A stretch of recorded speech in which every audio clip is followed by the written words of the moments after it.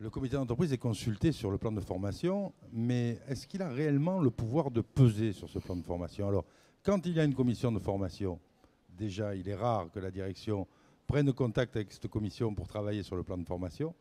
Et quand il n'y en a pas, c'est encore pire. Comment le comité d'entreprise peut peser sur le plan de formation?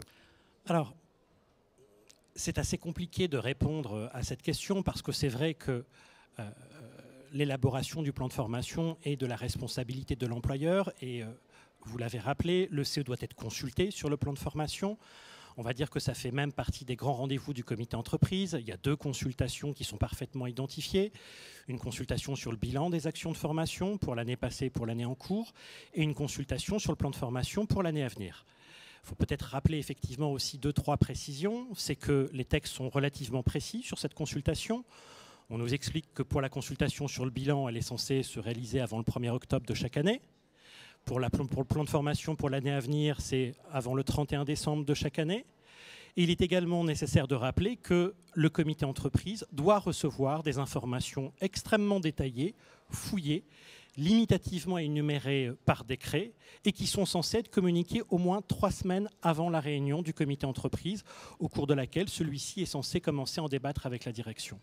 Je pense que si les représentants du personnel souhaitent peser sur la formation, il faut évidemment d'abord commencer par identifier si l'ensemble des informations qui vont permettre justement aux représentants du personnel de les exploiter sont bien présentes dans les documents qui ont été communiqués. Ça, c'est le premier travail à faire pour les représentants du personnel, vérifier si l'ensemble des informations légalement prescrites par décret leur ont bien été communiquées.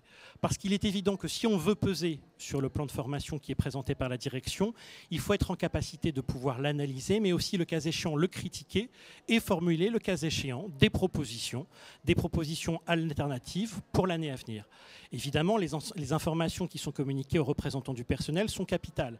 Je pense notamment aux détails des actions de formation réparties par catégorie socio-professionnelle, par sexe, avec notamment les éléments constitutifs des actions de formation, le libellé de l'action de formation, est-ce que c'est une simple formation d'adaptation ou de développement des compétences. Évidemment, l'ensemble de ces indicateurs vont permettre aux représentants du personnel de pouvoir analyser la politique de formation qui ont été menée. Alors maintenant, c'est vrai que analyser un bilan de formation comme ça, pris isolément, n'a pas beaucoup de sens. Ce qui, je pense, est intéressant, c'est de recouper les bilans entre eux, par exemple prendre les 3 derniers bilans des 3 dernières années pour voir si effectivement il y a des tendances qui se dégagent, voir si ce sont toujours les mêmes populations qui, le cas échéant, sont éligibles à la formation professionnelle ou si la direction, effectivement, en fait bénéficier plus largement les salariés. Je pense qu'il est aussi souhaitable de mettre en perspective le plan de formation qui leur a été présenté avec le bilan, pour voir, le cas échéant, si les engagements ou le projet porté par la direction se trouve bien concrétisé effectivement dans ce bilan. Je pense qu'il est utile que les représentants du personnel se nourrissent, le cas échéant, des discussions qui ont pu avoir lieu avec les organisations syndicales dans le cadre de la gestion prévisionnelle des emplois et des compétences pour vérifier si ces axes prévisionnels trouvent effectivement une certaine résonance dans le plan de formation qui a pu leur être présenté. Il faut aussi rappeler que la loi de sécurisation de l'emploi a créé un nouveau cas de consultation du CE, la consultation sur les orientations stratégiques et notamment leurs effets prévisibles sur l'emploi et les métiers.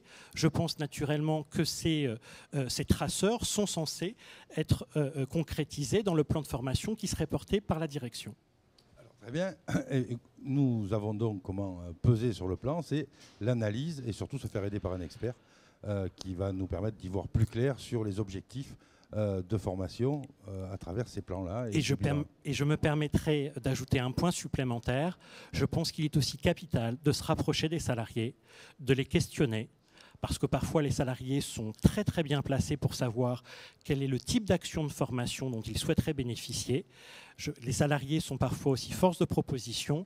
Il est tout aussi capital que le comité entreprise prenne le temps ou qu'il souhaite déléguer ce travail à sa commission à la formation professionnelle pour peu qu'on soit dans un établissement d'au moins 200 salariés, pour effectivement essayer de collecter un certain nombre d'items ou de sujets de formation que le comité entreprise pourra par la suite effectivement présenter comme étant peut-être des pistes alternatives aux actions de formation que la direction souhaiterait présenter. Eh bien, merci beaucoup. Merci à vous.